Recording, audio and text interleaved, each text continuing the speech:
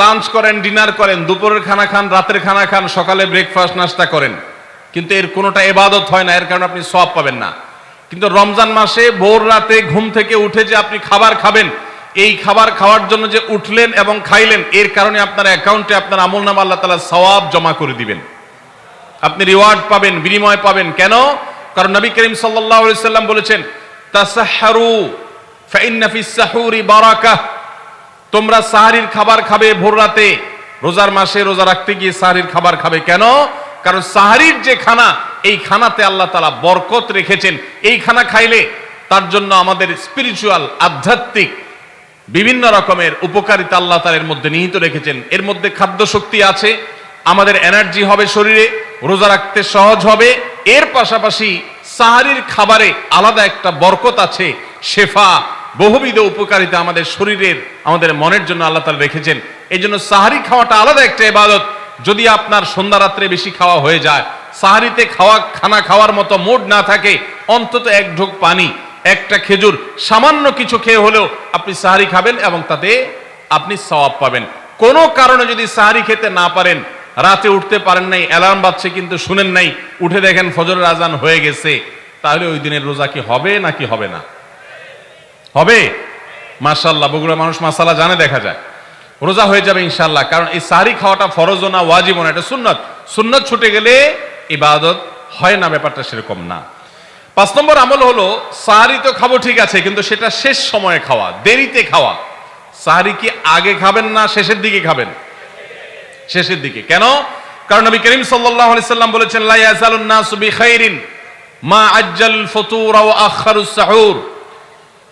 এই উম্মত, মুসলিম জাতি ততদিন পর্যন্ত কল্যাণের উপর প্রতিষ্ঠিত থাকবে, তারা কল্যাণকে স্পর্শ করতে পারবে যতদিন পর্যন্ত তারা সাহরি তাড়াতাড়ি খাবে না দেরিতে খাবে? দেরিতে খাবে।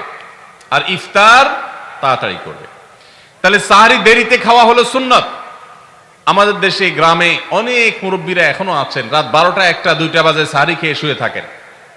তারা চিন্তা করেন পরে খাইতে গেলে আবার বর্ডার ক্রস হয়ে যায় কিনা, সীমা লঙ্ঘন হয়ে যায় কিনা, রিস্ক নেওয়ার দরকার কি, এই জন্য 12টার সময় খেয়ে রাখি। এটার কারণে সাহরি খাওয়ার সওয়াব পাবেন ঠিকই, কিন্তু দেরিতে সাহরি খাওয়ার যে সুন্নত, সেই সুন্নত আদায় হবে না।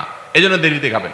দেরিতে খাওয়ার মানে আবার এরকম দেরি না যে আপনি আর মুয়াজ্জিন সাহেব দুজন কম্পিটিশন করছেন, আপনার হাতে খাবারের প্লেট আর মুয়াজ্জিনের হাতে মাইক, আপনি আগে শেষ করেন আর মুয়াজ্জিন আগে আজান দিবে, কম্পিটিশন চলছে।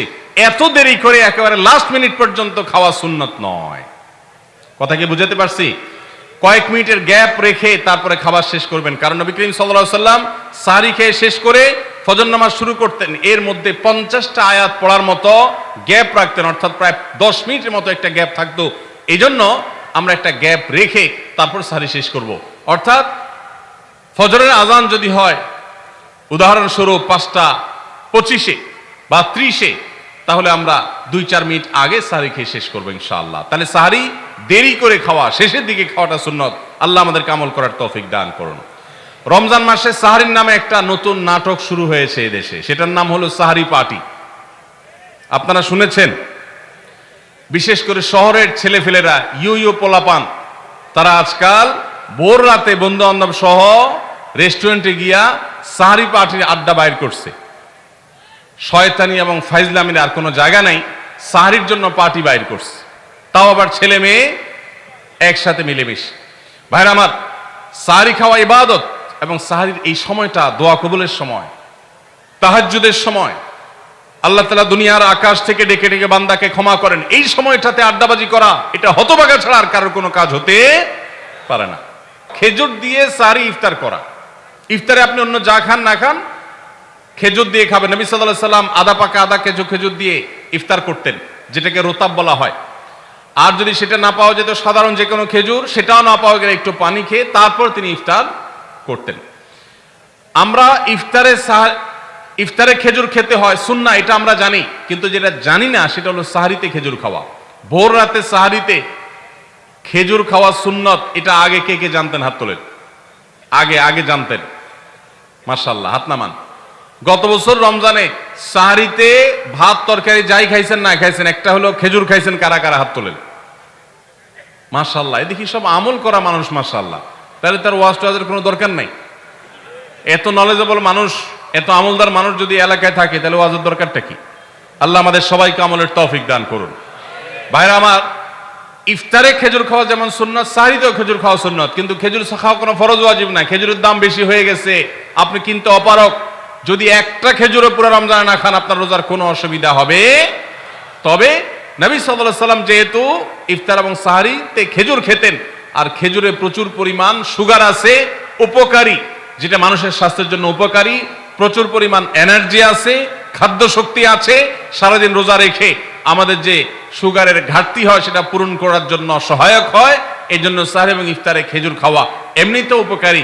আর নবী সাল্লাল্লাহু আলাইহি সাল্লামের সুন্নাত, তিনি বলেছেন, নি'মা সাহুরুল মুমিনি আত-তামার, ইমানদারের সাহারির আইটেমের মধ্যে সবচেয়ে বেস্ট, উত্তম হলো খেজুর। এই জন্য অন্য যাই খান না খান, একটু হলো, এক পিস হলো খেজুর খাবেন, ইনশাআল্লাহ সুন্নাত আদায় করার নিয়তে খেলে এই খেজুর সুন্নাতটা আদায় হয়ে যাবে, আল্লাহ তাআলা তা চাহেন তো। 20 নম্বর রমজানের কর্মসূচি হলো ভোর রাতে দোয়া করা। কারণ সারা বছর ভোর রাতে তাহাজ্জুদের নামাজ পড়া বা দোয়া করার সুযোগ আমাদের হয় না, কিন্তু রমজানের সাহরি খেতে তো এমনি উঠেন, অতএব এই টাইমে দোয়া কবুল হয়। 24 ঘন্টার ভিতরে দোয়া কবুলের সবচেয়ে মোক্ষম সুযোগ, সবচেয়ে আদর্শ সময় হলো এই তাহাজ্জুদের সময়টা। ভাইরা আমার, ঢাকার একটি বড় কোম্পানি, বাংলাদেশের সবচেয়ে বড় শিল্প প্রতিষ্ঠান বললে ভুল হয়তো হবে না, অন্তত এটুকু বলা যায় যে প্রথম 3-4টি বড় প্রতিষ্ঠানের একটি। এরকম একটা প্রতিষ্ঠানের একজন কর্মকর্তা বছর 2-3 আগে আমার সাথে হঠাৎ দেখা। তিনি আমাকে দেখে বেশ আবেগ আপ্লুত হলেন এবং অনেকটা জড়িয়ে ধরলেন এবং বললেন, ভাই, আপনার একটি আলোচনা থেকে আমার জীবনের ভিতরে এমন এক পরিবর্তন আসছে যেটা অকল্পনীয়, অভাবনীয়। একটু কৌতূহল হয়ে জানতে চাইলাম কোনটা সেটা।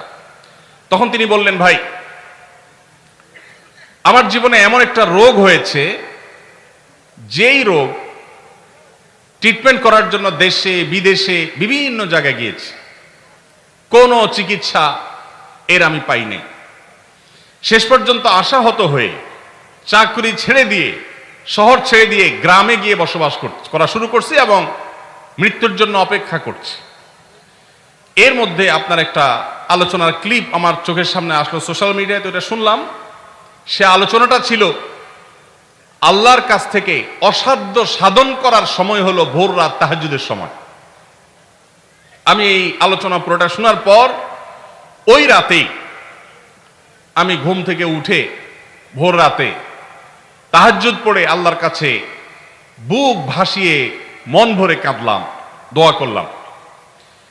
ওই ভাই বললেন যে আমি এত দোয়া করলাম, দোয়া করতে করতে দীর্ঘ সময় আমি পরিতৃপ্ত হলাম, আমার দোয়া শেষ হয়ে গেল।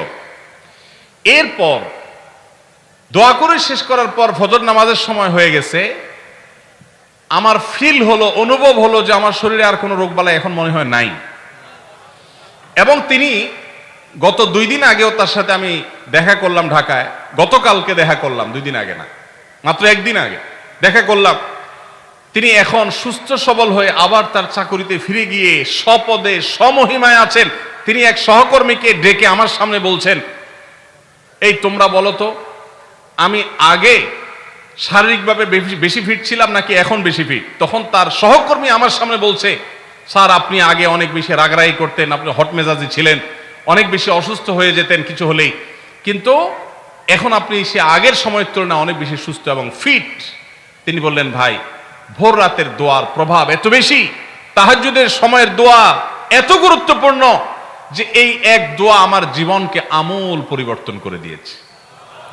এই জন্য ভাইরা, রমজান মাসে বিশেষ করে যখন তাহাজ্জুদের সময় সাহরি খেতে যখন উঠবেন, সাহরি খাওয়ার পর 10টা মিনিট সময় হাতে রাখেন, বা সাহরি খাওয়ার আগে 10টা মিনিট একটু আগে উঠেন, উঠে ওযু করে 2 রাকাত 4 রাকাত নামাজ পড়ে, বা নামাজ পড়ার সময় না থাকলে অন্তত কেবলামুখী হয়ে 2টা হাত তুলে আল্লাহর কাছে একটু চান। নবীজি সাল্লাল্লাহু আলাইহি সাল্লাম বলেছেন, রাতের শেষ প্রহর যখন হয়, দুনিয়ার আসমানে নেমে এসে আল্লাহ বান্দাদেরকে ডেকে ডেকে তাদের প্রত্যেক